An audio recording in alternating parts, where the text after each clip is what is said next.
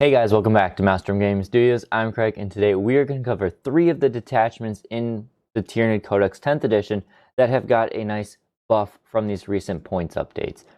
If you saw my video on Friday, you know my general opinion is that these 3 detachments got some love. The other detachments a little nerf, but all in all, Tyranids are still going to be struggling a bit. It's important right now to try out all of your options just to have fun, because that is 40k is about having fun. So if you're trying to play competitive and you're playing Tyranids, you're probably going to be met with some sadness or a headache from playing Unending Swarm so many times. Inflation Fleet can still be good, but nonetheless, today we're going to cover 3 of those detachments, and I've made an army list for each of them, just again for you guys to get an idea of what I'm thinking going forward for these attachments. So if that sounds good, do like and subscribe to stay updated on all of our content here at Maelstrom Gaming Studios.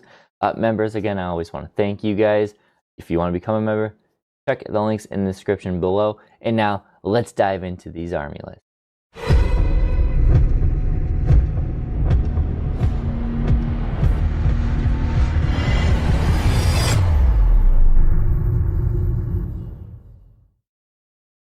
So let's start with the first detachment that got some significant love, and that is one of my favorites, the Assimilation Swarm.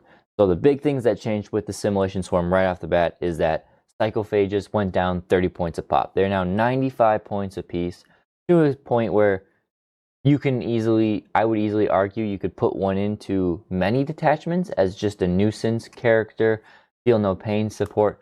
But in Assimilation Swarm, they are one of the 4 key units that give that Harvester keyword buff around the army. The Assimilation Swarm really centers around Harvester, so the more Harvester you can have, the better. And 3 Psychophages at 95 points is almost a good thing. So in the list, that's a big change. Everything else really stayed the same. Melee warriors went down a bit, and your gargoyles went up a bit. The other big one I should mention right now, Swarm Lord went down 30 points, which is good because Assimilation Swarm has only 1 battle tactic stratagem, and it's fine, but it's not worth taking a foot tyrant over in this detachment. So if we look at my list, you'll see I've got a whole host of characters and monsters in this. The theme of this is really going to be, I'm going to flood the midfield objectives with as much bulk as I can. Yes, it's not the most durable bulk, but with the potential of regenning, enough monsters and stuff just to hold the objective, it should be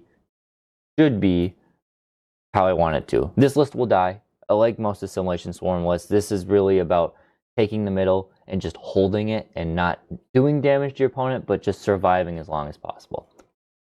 Character-wise, Death Leaper's leading it off. It's something, an interesting one. Really, I took it because I played with 3 groups of gargoyles, and Death Leaper is now 5 points cheaper than the gargoyle, so I think Death Leaper might be a candidate to kind of sit on my back objective for the first couple turns, help protect it, because I don't have a Neuro Tyrant in this list anymore to do that. We've got the Winged Prime with Biomorphology. Love this. One of my favorite things to do in Assimilation Swarm. We had the Swarm Lord, like I said, a good boost, now only 240 points. Not only can the Swarm Lord regen a little bit potentially, but the extra strat goes such a long way in this detachment to make sure you guarantee 1 stratagem one extra CP every turn. The stratagems that Assimilation Swarm have are expensive, and you want to use them often, so good there. We also have Old One-Eye for some extra regenning. Old One-Eye, as you guys know, he heals every command phase, so not just yours, but your opponent's. But on top of that, you can use the Assimilation Swarm Harvester healings, both by strats or by the army rule, to heal him some more. So there's plenty of chances you could get Old One-Eye bashing in the middle, and he could go from 1 wound all the way up to 7 wounds in 1 quick turn. So I love Old One-Eye. He's a simple little beat stick character, and the healing just compounds the need for someone to kill him. Battle line, 2x10 gargoyles. Gotta have gargoyles. They're so good. In this case, maybe they take some objectives early, but also you probably in this list want to use them to help score your backline a little bit more. Thoughts there? Maybe. We'll see. Or sorry, scoring your opponent's backline. That makes more sense. The rest of the list, we got a Biovore, because you need one. 2x3 Pyrovores. I really want to fit a third Pyrovore, or a single Pyrovore in there, just for coming on a flank, or, you know, just being one extra unit for Harvester, but I can't right now in the points. Three Harusfexes. That is crucial in every Assimilation Swarm list. 3 Psychophages. We're going to try windmilling 3 of these guys into them. Again, it's just, you just send the Psychophages at. Really, each Psychophage should accompany a Harusfex to give it some feel no pain bubbles, as well as probably a unit of Pyrovores will be sitting with them as well. 2 Neurolictors, because you need to control the objective, so every chance you have to help gain control of an objective is important. 1 individual Ripper for scoring, and of course 6 melee warriors. Love warriors with the Winged Prime in this detachment. Not only does that make them strength 6, they can potentially get extra attacks, but there's also the strat for lethals. So these warriors, while this army has some strengths and weaknesses, one of the weaknesses, all of these big 120mm bases are going to kind of get stuck moving around a lot. The melee warriors are infantry and can just send right on through terrain, and they hit like a truck. Having sustained always, a strat for lethals, now it's easier to use that strat with Swarmlord. They're great. Anything I would consider changing in this list, there's a couple things I've thought about. Maybe we don't need the 3rd Psychophage, though I like it. Maybe we don't need Death Leaper. You know, I've considered maybe we don't need the Gargoyles, but I think we do. I think the Gargoyles are essential. They're just so good. Options I considered, a Parasite of Mortrex to get more Rippers potentially would be nice. It's just a little too expensive for my liking. I've also thought about bringing a Drop Pod, and it would be nice to drop a Drop Pod with 3 Pyrovores onto a center objective turn 1 or turn 2, and just have the Harvester keyword set up on that objective, threatening your opponent and providing some nasty overwatch if they get too close. Could be a decent option, but maybe in a different iteration I'll try it. So that's that list. Gosh, we're already a ways in. We're already talked about Assimilation Swarm. Let's go to the next one then. Vanguard Onslaught, another list that I've been recently playing with, thinking it's got some great tricks, and we'll see how this one goes. So in this one, the big thing that changed for the detachment is, yes, Gargoyles went up, but melee warriors went down, which is good, and Zoanthropes also went down. So in this detachment, I do not have a Winged Tyrant. I don't have Swarmlord. Swarmlord could be interesting in this one. Not great, but could be interesting. Winged Tyrant, people like to bring in it. I don't like it as much, and I'd rather have some of the other things you see in this list. So we got a Broodlord with the Neuro Node, very important to have. We got a Winged Prime, and we got Death Leaper. Gotta have Death Leaper in this attachment. 2 units of 10 Gargoyles. I think I dropped my 3rd unit as well because of the point changes, and we're going to stick with some other units instead. We got the Biovore, 2 units of 10 Gene Stealers, a Harusfex just for some melee threat, something for my opponent to be a little wary of. 2 Neurolictors, 2 Maleceptors. The Maleceptors are going to be the things that sit on the center objectives, hold the line, provide some fire support, while the Harusfex is maybe a mid to late game distraction Carnifex, really. We also have 2 regular Lictors to help brawl and do objectives or whatever they need to do. 2 individual Ripper Swarms. Unit of 6 melee warriors. Again, they really like this detachment. They went down in points. The Winged Prime gives them the Vanguard Onslaught keyword, so they get the advance and charge. Makes them very speedy getting into melee when they need to, as well as there's some great stratagems that they could benefit from as well. A unit of 6 Von Ryan Leapers. I like these guys to deploy them aggressively, make your opponent think about it. You can, if you get turn 1, you can go try and assassinate a character quickly with the precision strat. Typically 6 Von Ryan Leapers with precision can snipe out many medium to small characters, and some people have ones that are important, like the Dark Angels have Azrael, something that generates CP every turn. Could be something your opponent has to think about. And then if you go second, just deploy him back, maybe screen something out, put them into strategic reserve, and have them come on later. So I do like a big unit of that. I like a unit of 3 again for maybe getting onto a no man's land objective early, or just being there to do some secondary actions, whatever the case is. It's a cheap, fast chaff unit, and I like that. Also then, 6 Zoanthropes. I like Zoanthropes. In general, they're okay, but in this detachment, the ability to bring them on early with the seeded broods strat is nice, because then they can pop on when your opponent a turn earlier than your opponent has to plan and do some damage to something crucial.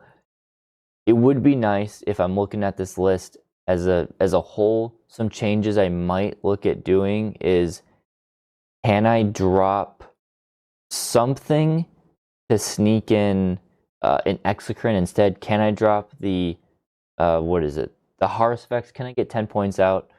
Drop the Haruspex for an Exocrine. That way the Zoanthropes can get a bonus potentially to their damage output. Maybe I drop a Ripper Swarm.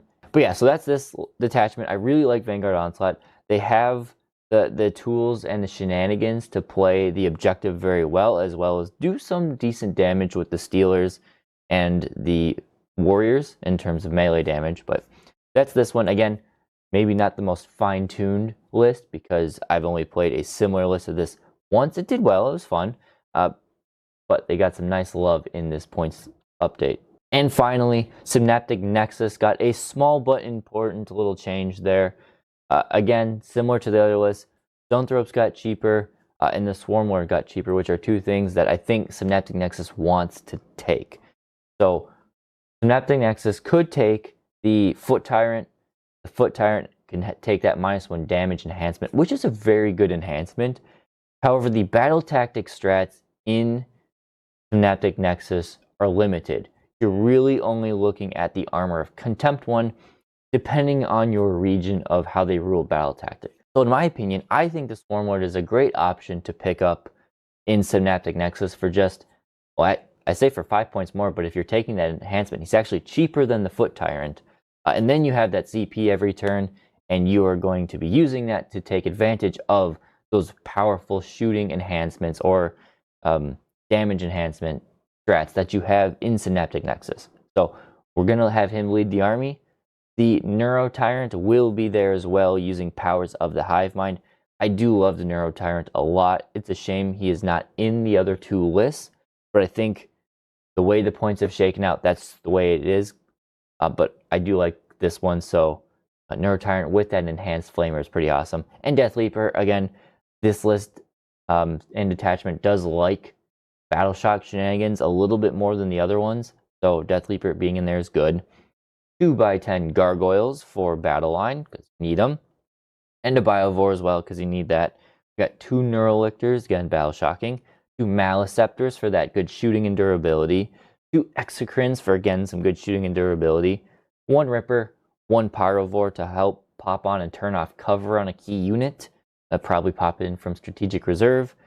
2 Screamer Killers, again, Battle Shock shenanigans and good melee threat.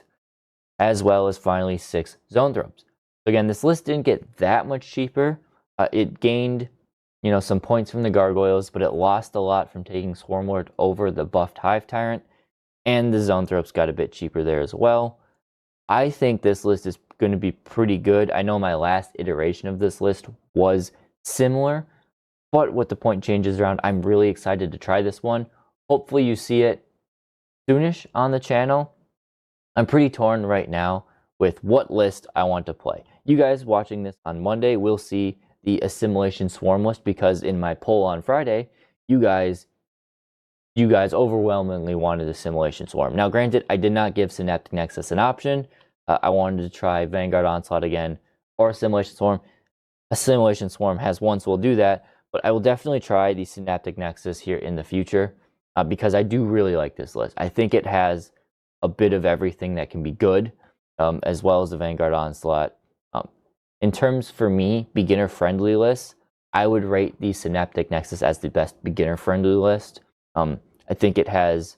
While Tyranids don't have a ton of room for error in terms of top competitive play, I think the Synaptic Nexus has the best straight up damage dealing tactics that a lot of newer players like. Vanguard Onslaught, much more of a tactic movement shenanigan army, so that one probably takes a bit more of some experience to master. And Assimilation Swarm is just a wonky list. I'm not going to say it takes a ton of skill to just shovel monsters to the middle of the board, but you do have to be a little careful with how you use your stratagems, how you use your harvester keywords and your regenning, because the difference between a really good harvester list and a very okay one is how you utilize your shenanigans. But that's it. So that's what I got. Hopefully you guys enjoyed this list. Let me know which one you like the most. And again, I will state this again. None of these lists I'm calling tournament competitive ready. I think they could all maybe use some tweaks because I haven't played them a ton in terms of, actually I haven't played any of these lists directly since the points just came out. Though I think the Synaptic Nexus one is your best bet in terms of competitive play. So that's what I got. Thank you guys for watching, and we'll see you next time here at Maelstrom Gaming Studios.